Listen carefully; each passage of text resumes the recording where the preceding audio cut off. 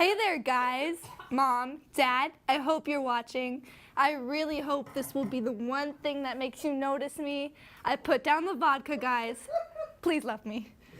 Anyways, here's Next Week Now. This week we saw famed K-pop band and professional bottoms, BTS, in the news.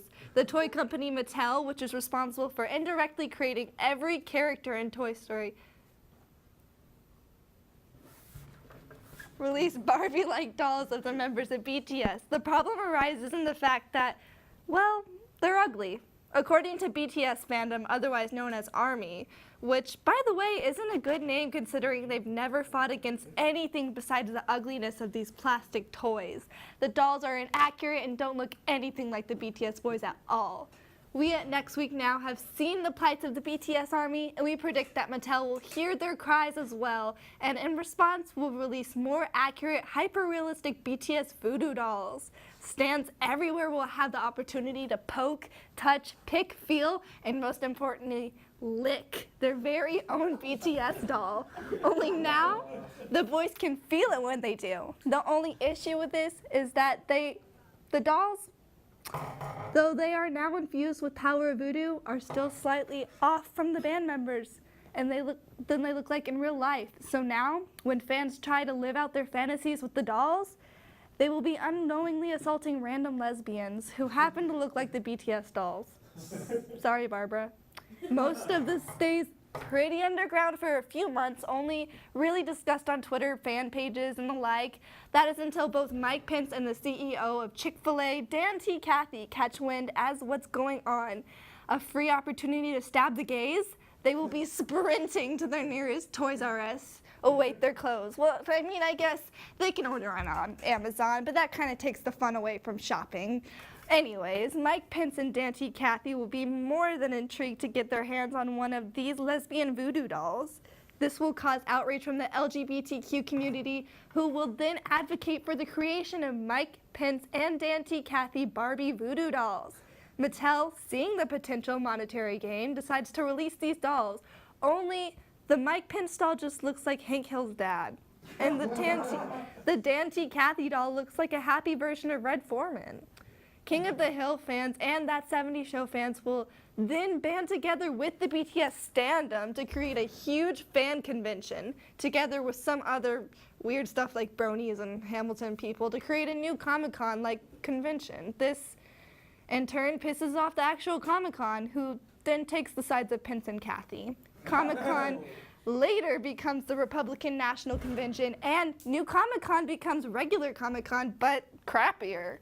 This will cause a severe divide in the United States and will prompt Civil War II. During Civil War II, both sides will utilize their newfound weapons, voodoo dolls. No, actual combat happens, and a lot of people have really mysterious hickeys. So nobody is really avenged or safe at all in the end. I suggest you invest in bubble wrap if that helps at all. The indirect voodoo will continue and affect everyone really negatively, and so will the show.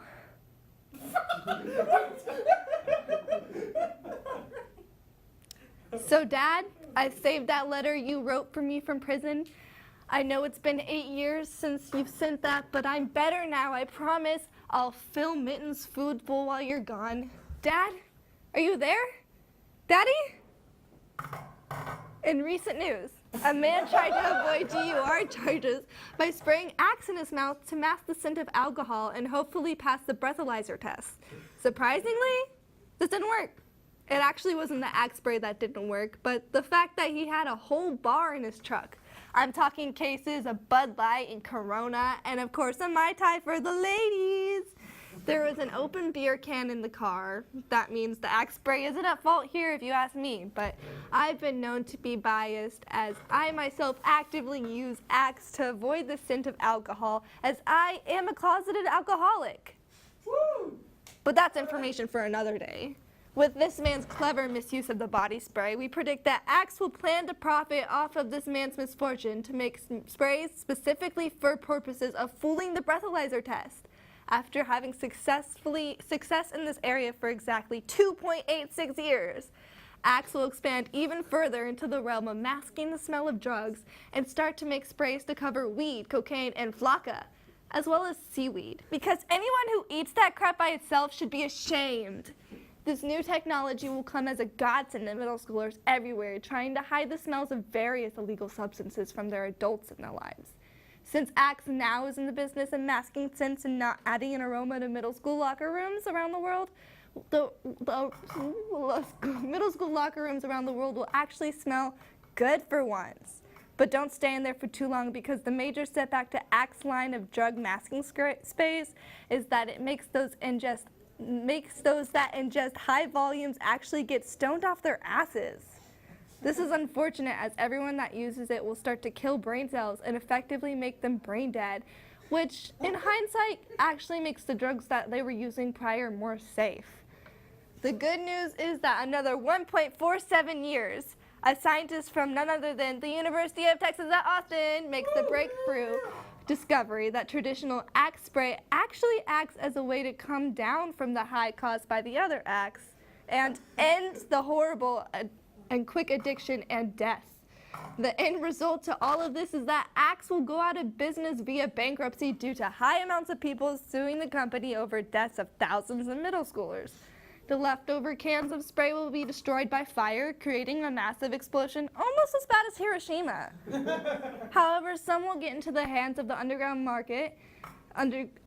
drug market, and become very popular among the redneck community, as it reminds them of Sweet Home Alabama. The U.S. will try to combat this, however, by turning a blind eye, as it technically is getting rid of the neo-Nazi scum of the nation. Because of our authoritarian right-leaning tendency, I've decided not to comment on the accuracy of the news story. Although my dad was in jail for beating a man after not believing in Alex Jones' story about a nuclear power plant under UT. Anyways, here's some real news about spring stress relief.